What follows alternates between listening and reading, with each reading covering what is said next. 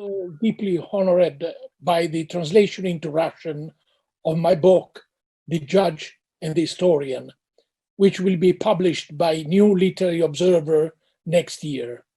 And I'm very glad for this opportunity to introduce it to the audience of the Nonfiction Book Fair. This is a real privilege. The book deals with a trial which took place in Italy 30 years ago, a link in a chain of tragic events which had started in the fall of 1969. Let me give you a quick resume of them. On December 12th, in a context marked by acute social tensions, a series of bombs exploded in different Italian cities. In Milan, a bomb placed in a bank killed 17 people. Police, senior government figures, and the most important newspapers immediately proclaimed the involvement of anarchist groups. 2 anarchists were arrested. One of them, Giuseppe Pinelli, a railway employee, was detained for 3 days against the Italian law in the Milan police headquarters. On December the 15th, Pinelli died, falling from the window of the office in which the police superintendent Luigi Calabresi was interrogating him. Several explanations, suicide, accident, and so forth, were given, all of them unconvincing. A large part of the left-oriented public opinion regarded the death of the anarchist as a murder. Dario Fo, the future Nobel Prize laureate, wrote a play provocatively entitled Morte accidentale di un anarchico, Accidental Death of an Anarchist, 1970. The daily paper of the leftist group Lotta Continua repeatedly attacked the police superintendent Luigi Calabresi as the responsible for Pinelli's death. After several months of aggressive articles and cartoons, Calabresi sued Lotta Continua. A trial started. In April 1971, the court decided the exhumation of Pinelli's corpse. At that point, Calabresi's lawyer objected that in a private conversation, the judge had said he was convinced of Calabresi's guilt. The trial was interrupted. On May 17, 1972, Calabresi was killed in front of his residence by 2 point-blank pistol shots. Several Lotta Continua militants were interrogated with no avail. 16 years later, on July 28, 1988, 3 former militants of Lotta Continua, in the meantime the group had disbanded, were arrested. Adriano Sofri, Giorgio Pietro Stefani, and Ovidio Bompressi, for having ordered the first 2 and committed the third, the murder of Luigi Calabresi on behalf of Lotta Continua. They had been accused by another former militant of Lotta Continua, Leonardo Marino, who had confessed to have driven the car of the killers. In January 1990, a trial against them began in Milan. On May 2nd, 1990, the court declared Sofri, Pietro Stefani, Bompressi, and Marino guilty of murder, sentencing the first 3 to 22 years of prison and Leonardo Marino to 11 years. All of them appealed their convictions, with the exception of the former leader of Lotta Continua, Adriano Sofri. Since the late 50s, when we were both students at the Scuola Normale at Pisa, Adriano Sofri has been one of my closest friends. I was, and I am, absolutely convinced of his innocence. After the conclusion of the first trial, another friend of ours, the historian Adriano Prosperi, referred to it in a letter he co-signed to a newspaper as a witchcraft trial. I decided to write my book as soon as I read these words. For decades, I've been studying Inquisition trials against men and women accused of being witches. I'd written 2 books on this topic.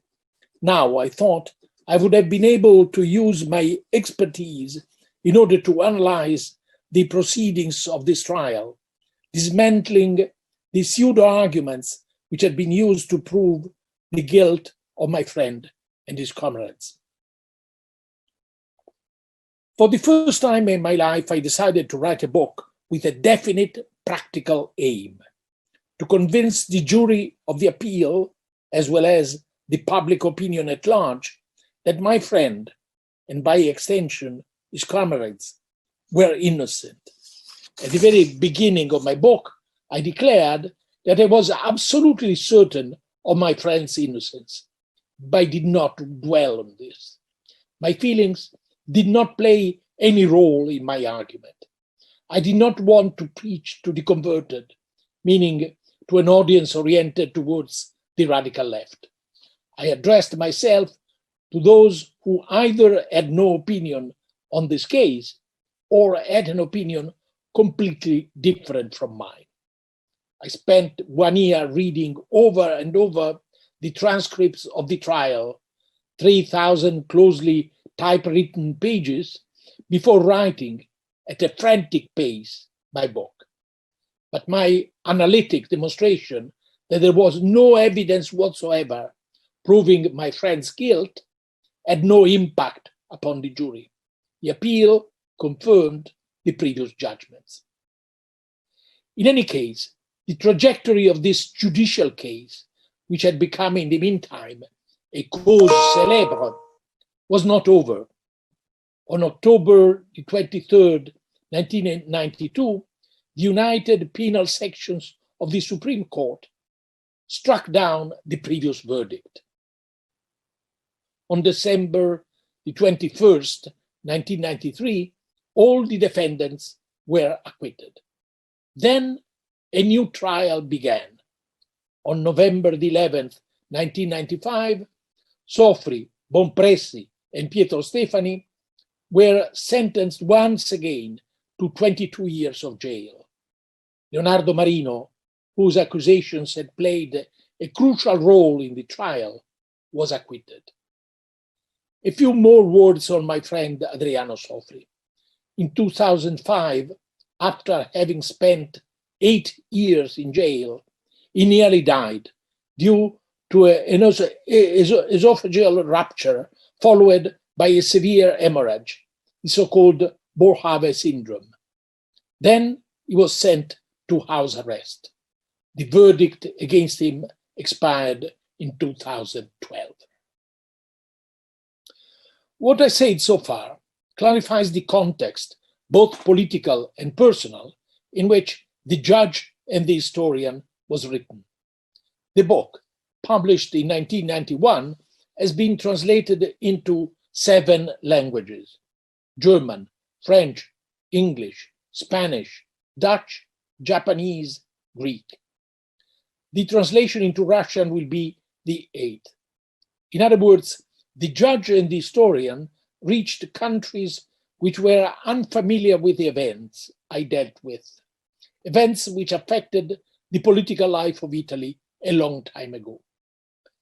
I would have never expected such a wide and long-term reception for my book. I asked myself, why did it take place? The answer is not easy. First of all, I will insist on an element which I have not mentioned so far.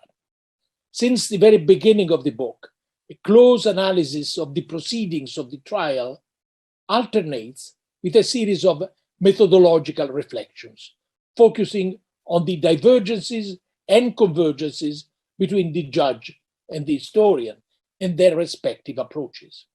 Those reflections proved to be unavoidable insofar as proofs, as well as the absence of them, were, as I said, at the very center of my project. If I'm not mistaken, this methodological concern inspired the unusual format of the book, making it translatable both literally and metaphorically into many different cultures. Here, a clarification is needed. Since the very beginning of my work as a historian, I took for granted that the arguments I was advancing had to be supported by evidence, since they pretended to be true.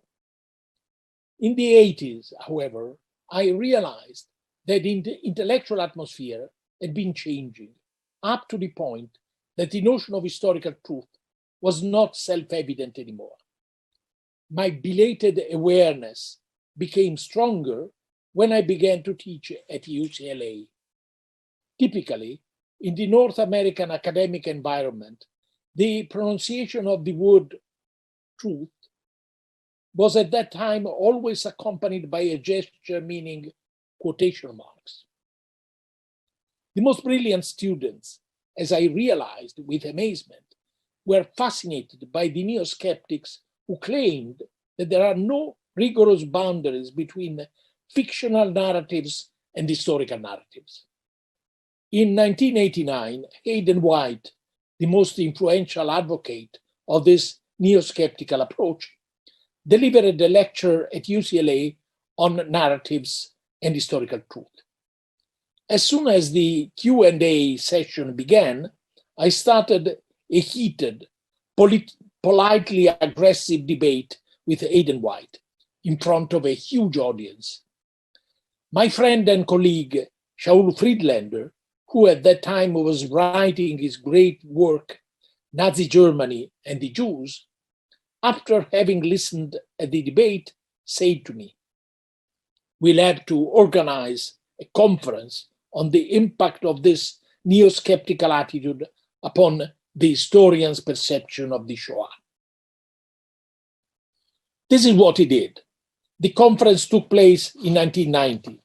Its proceedings have been published under the title "Probing the Limits of Representation, Nazism and the Final Solution, 1992. Once again, and in much stronger terms, in my paper, I attacked Heyden White's argument. I recalled that in an essay published some years before, White had commented upon Robert Forisson's notorious denial of the extermination of the Jews, saying, this is White, "I regard this denial as morally despicable and politically horrible, but I'm unable to disprove it." Unable to disprove it? White's remarks seemed incredible to me. I'm not going to give a resume of the criticism I put forward in my paper. I want simply to point out that my public debate with Heyden White on proof and disprovals took place 1 year before The Judge and the Historian and affected what I wrote in it. In a footnote to the Italian edition, I mentioned my intervention at the conference as forthcoming. Since proof had become such a sensitive issue for the historians' international community, to insist on the search for proofs as a point of convergence between judges and historians was not banal at that time, and perhaps is still not banal today. I suspect that the methodological reflections included in my book may have worked as a counterpoison in today's intellectual and political atmosphere, still poisoned by the radical skepticism I mentioned before. I said convergences and divergences between judges and historians. The divergences are quite obvious. Historians are not supposed to deliver verdicts affecting living people's lives, unless they act as experts in a trial, as the American historian Robert Paxson did in 1997 in the trial against Maurice Papon, the French bureaucrat who during the Second World War was responsible for the deportation of nearly 2,000 Jews. the limits of the so-called judicial history, meaning the kind of history which focuses exclusively on well-known individuals in order to accuse them or to acquit them, are obvious. In my book, I recalled that Marc Bloch, in the Reflections on the Historical Method published after his death, ironically wrote, quote, "Robespierreists, anti-Robespierreists, just do us a favor, for heaven's sake, tell us simply who Robespierre was." Much less obvious are the convergences I pointed out between judges and historians. They are both concerned with truth, without quotation marks, although the historian's conclusions are potentially revocable by other researchers. The judge's conclusions, beyond the lapse of time prescribed by law, are not. What led me to emphasize the convergences between judges and historians? At first sight, the answer is clear. My close reading of the proceedings of the trial, which has just taken place in Milan, implied a reenactment of the judge's work, although I was going to reach a conclusion very different from, in fact, opposite to theirs. But I'm also aware that my approach to that trial had been affected by my personal experience as a historian. The decades I'd spent working on documents produced by the Roman Inquisition. Significantly, the judge and the historian begins with a sentence, a slight sense of disorientation generated by the unexpected resemblance between the ancient documents I was familiar with and the contemporary one. They both share a formal feature, a dialogic dimension, I would say, referring to a notion put forward by Mikhail Bakhtin, the Russian critic and theoretician whose work had a powerful impact on me. When I was 20, I made a sudden triple decision to try to become a historian, to work on witchcraft trials, to try to rescue the voices and the attitudes of the victims. At that time, I did not realize that my emotional identification with the victims had deep personal reasons. The recollections of the persecution which, during the Second World War, had turned me into a Jewish child. Retrospectively, I believe that this incredible lack of awareness was part of an unconscious strategy, aiming to make my identification with the victims more effective.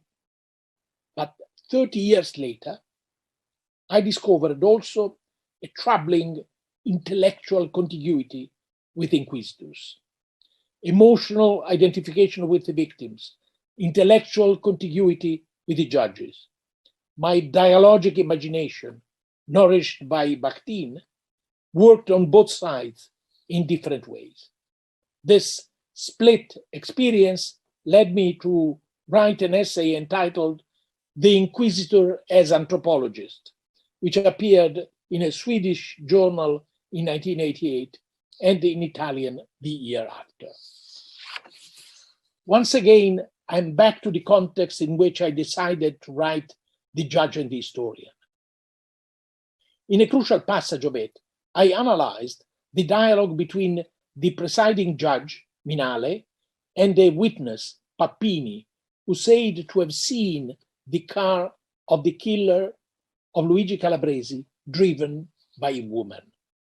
The judge was clearly uncomfortable with Papini's testimony, which contradicted the confession of the main witness, Leonardo Marino, who had said to have driven the killer to the murder's place. In commenting upon the judge's efforts to convince Papini that his recollection was wrong, I wrote that, quote, "I could not help thinking of a trial held by the Inquisition, one of those witch trials in which the inquisitor gradually manages to convince a defendant that the Virgin Mary who appeared to her was actually the devil, that the nocturnal parties in which another defendant says he participates in spirit are actually the Black Sabbath, and so on. End of quote. In this case, the analogy between the contemporary judge and the inquisitors is based on the attempt to impose a pre-existing assumption. But the argument I advanced in my essay, The Inquisitor as Anthropologist, was more unexpected, being based on a series of cases in which the inquisitor's effort to make sense of the defendant's confessions becomes part of our interpretation. The provocative analogy announced in the title, The Inquisitor as Anthropologist, paved the way to the suggestion of a partial convergence between judges and historians. In November 2003, I was invited to give a lecture in Moscow. During my visit, I received a phone call from Memorial Society. Since I was somewhat familiar with Memorial's activities, I was rather surprised that they were contacting a scholar working on the history of early modern Europe. My surprise turned even greater when I was asked whether I would have accepted to participate in a public discussion on my essay, The Inquisitor as Anthropologist, whose English version had been published a few years before. I immediately accepted the invitation. At the beginning of the debate organized by Memorial, I was asked the following question, quote, would it be possible to use,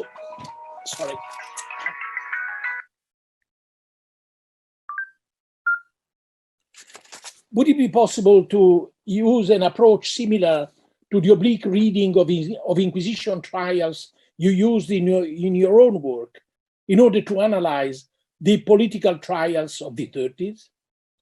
A challenging question, although I was unprepared to meet the challenge. Today, I would mention Friedrich Adler's pamphlet entitled The Witchcraft Trials in Moscow, published in London in 1936. At that time, Adler was the secretary of the Labour and Socialist International. But this would be only a starting point. Adler's aggressive comparison between the trial against Zinoviev, Kamenev, and their comrades and the witchcraft trials set up by the Inquisition pointed out that in the former case also, quote, the indictment which reproduces the confessions of the accused made during the preliminary investigation is repeated at the public proceedings where the defendants make their confessions again, end quote, which sometimes included some blatantly false statements. But Adler's straight reading of the witchcraft trials, both literal and metaphorical, would be very different from the oblique reading suggested by Memorial, inspired by my own work. According to their hypothesis, reading between the lines the proceedings of the trial against Zinoviev, Kamenev, and their comrades, something unexpected might emerge.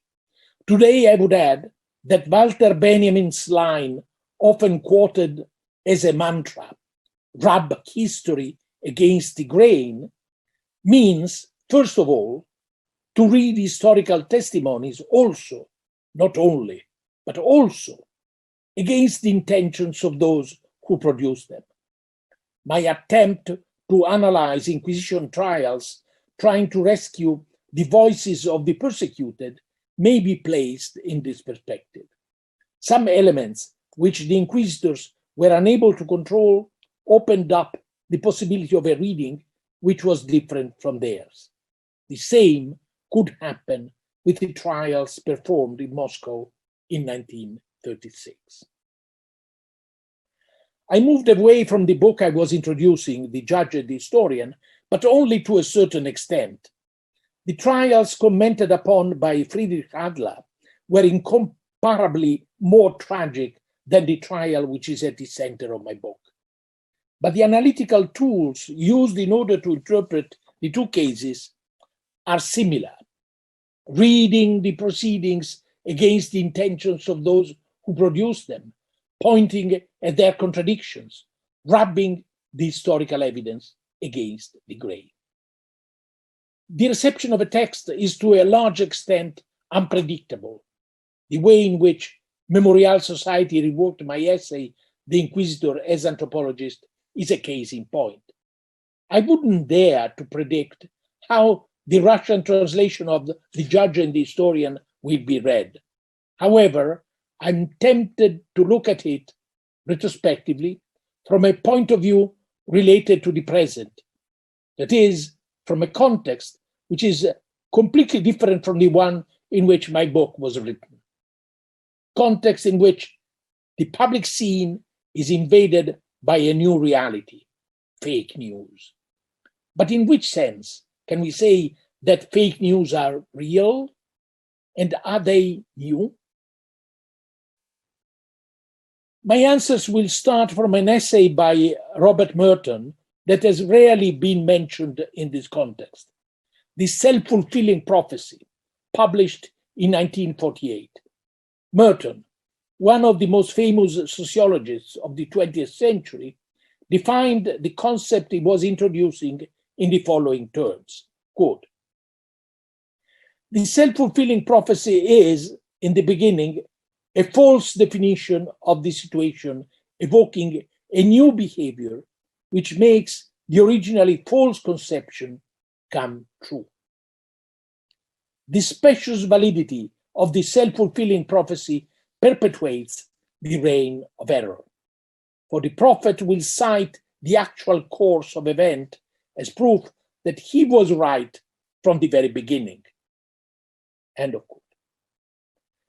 Some biographical data will cast some light on the implications of this remark. Robert Merton was the son of Jewish immigrants from Eastern Europe. His original family name was Shkolnik. As a teenager, having started a career as an amateur magician, he decided to change his name into Merlin, the medieval magician. Merton was a second choice.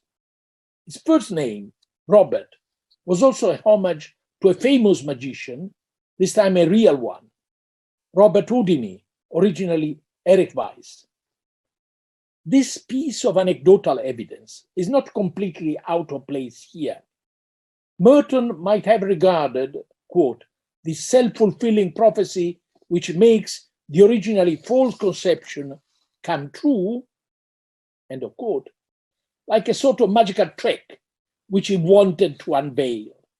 It may be recalled that Houdini, in the last stage of his career, was known as the hunter of fake ghosts. At the end of his essay, Merton added a remark in italics, quote, "The self-fulfilling prophecy, whereby fears are translated into reality, operates only in the absence of deliberate institutional control," end of quote. Today, in the age of the web, these remarks ring a familiar bell. I will try to explore the implications of Merton's notion of self-fulfilling prophecy in different directions, both retrospectively and prospectively. Hopefully, this will cast some unexpected light on the notion and practice of fake news. Two of the greatest historical books written in the 20th century were devoted to events that today we regard as untrue.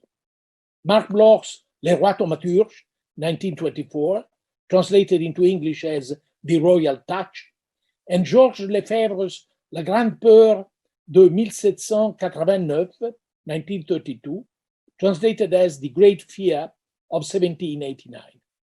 At that time, Bloch and Lefebvre were both teaching in Strasbourg, the city that had become, at the end of the First World War, the symbol of victorious France.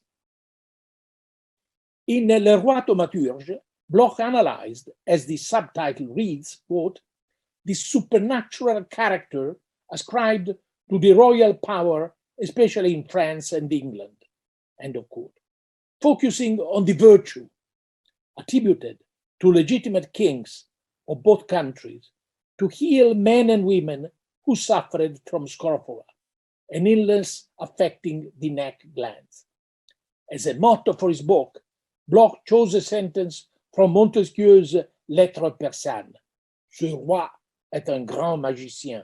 This king is a great magician. The rumors concerning this supernatural capacity, Bloch argued, had been spread deliberately during the Middle Ages, both in France and in England, to reinforce royal power. The last French king to touch people suffering from scrofula was Charles X in 1829, a detail that shows how many people along the centuries regarded the king's magical powers to be true. Many years ago, I advanced the connection between Le Roi Thaumaturge and Bloch's experience as a soldier in the First World War, conveyed in the essay Réflexions sur les fausses nouvelles de la guerre, Reflections on Fake War News, 1921.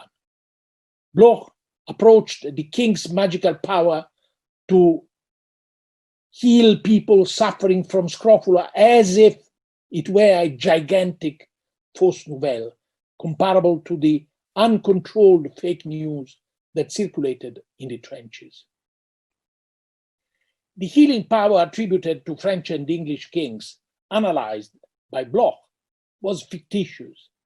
The conspiracy staged by French aristocrats against the peasants, which is at the center of Georges Lefebvre's La Grande Peur de 1789, was a known event.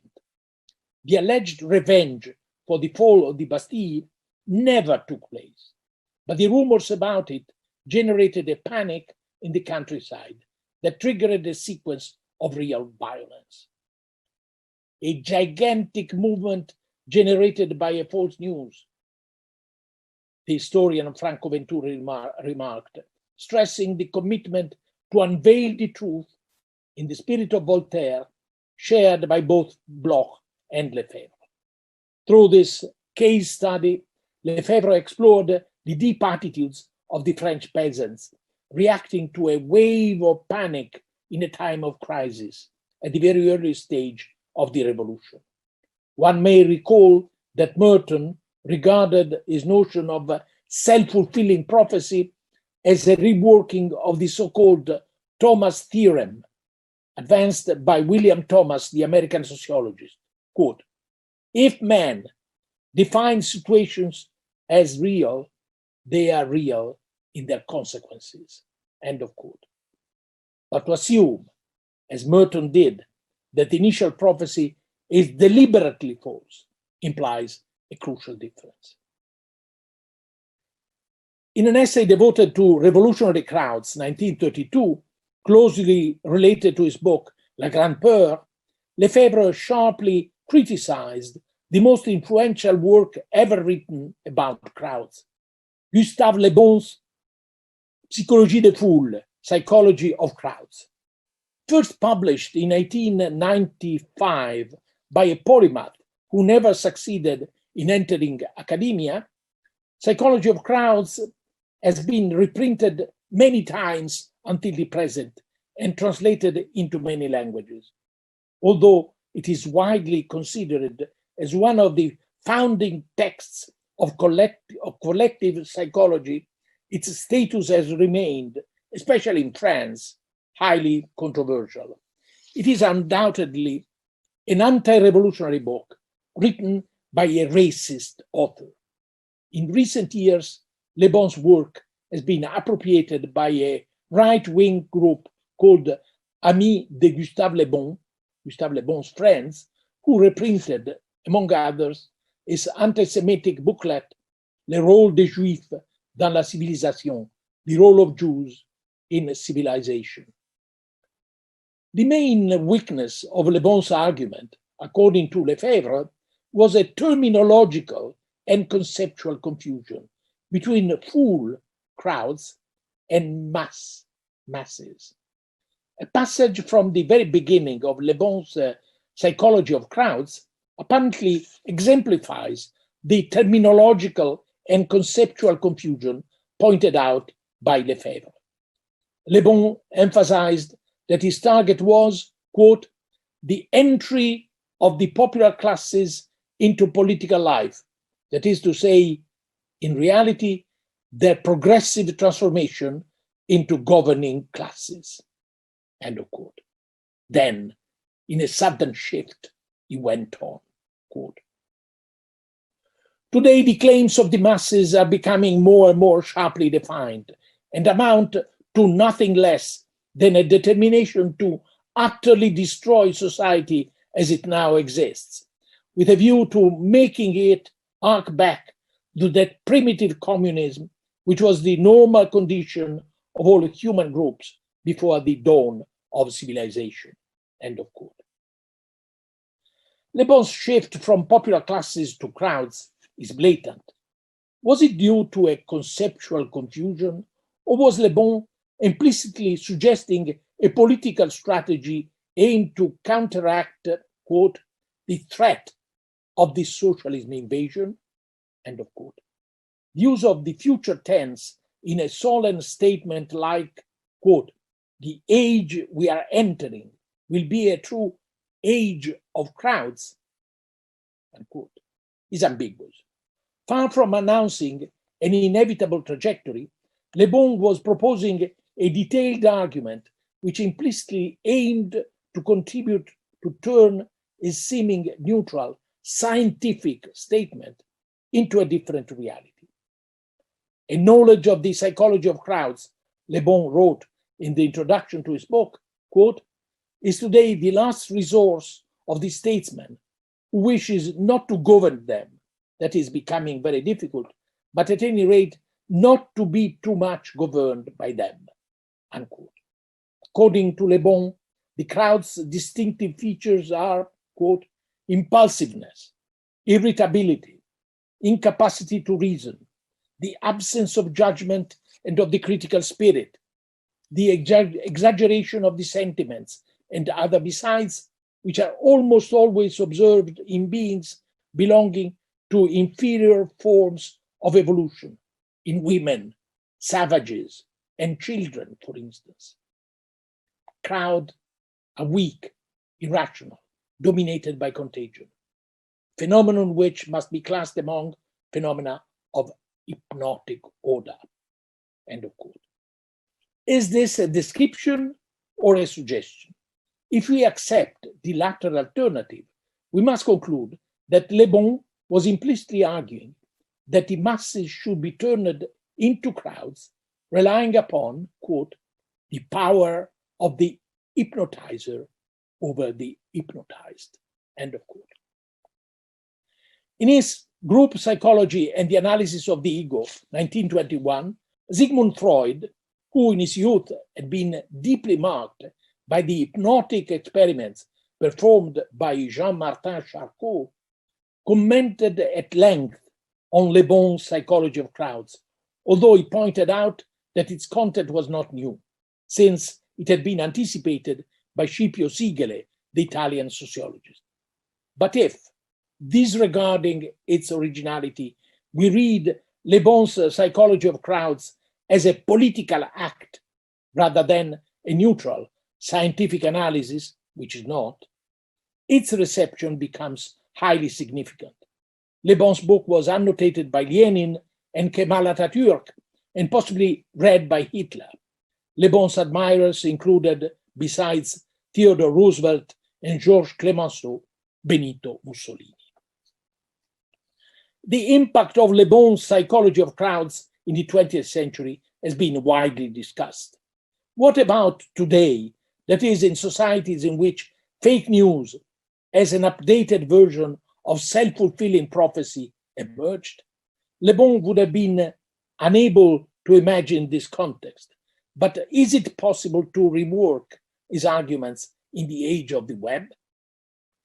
This question has been raised by Harsten Stage, a Danish scholar, in an essay entitled, quote, "The Online Crowd, a Contradiction in Terms on the Potentials of Gustave Le Bon's Crowd Psychology in an Analysis of Affective Blogging," end of quote. Perhaps we can reformulate the question adding one more adjective, quote, "the lonely online crowd, a contradiction in terms," end of quote. The answer would be no. As it has been anticipated in The Lonely Crowd, 1950, a well-known sociological work coordinated by David Riesman, a lonely crowd of consumers hungry for commodities of all kinds is definitely not a contradiction in terms. We are living in an era of crowds which share some features with the one Le Bon was both announcing and ambiguously fighting for as a remedy to the threat of socialism. This lonely crowd is hungry not only for commodities, but also for publicity related to commodities, comparable to, quote, "strong statements unrelated to any proof," mentioned by Le Bon in his book. But is it possible to fight against the fake news? I would answer yes, we can, relying upon philology. The political potentialities of philology emerged a long time ago, at least since Lorenzo Valla, the Italian humanist, demonstrated in 1440 that the alleged donation of Constantine, a text which described how Constantine, the Roman emperor, left before dying 1/3 of the empire to the Pope, was a forgery. Valla analyzed the text of the donation, stressing its linguistic anachronisms, its contradictions, its absurdities.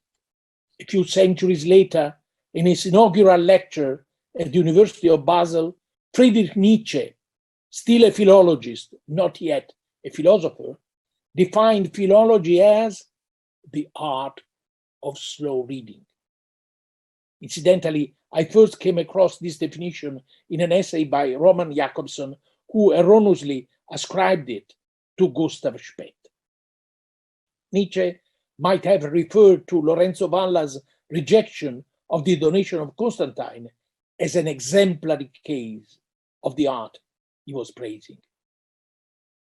After these great names, I hesitate to mention the judge and the historian, a modest homage to the tradition inaugurated by Valla, as well as an exercise in slow reading. The false accusation against Adriano Sofri and his comrades can be regarded as a fake news, since the accusation against them was meant to set up a trial which would have confirmed it. From a close analysis of the proceedings of the trial, a series of contradictions, silences, vicious circles emerged. My attempt to dismantle that fake news was, as I said, unsuccessful. But I'm convinced that the art of slow reading has yet great potentialities. Fake news spread through the web, therefore must be disproven through the web.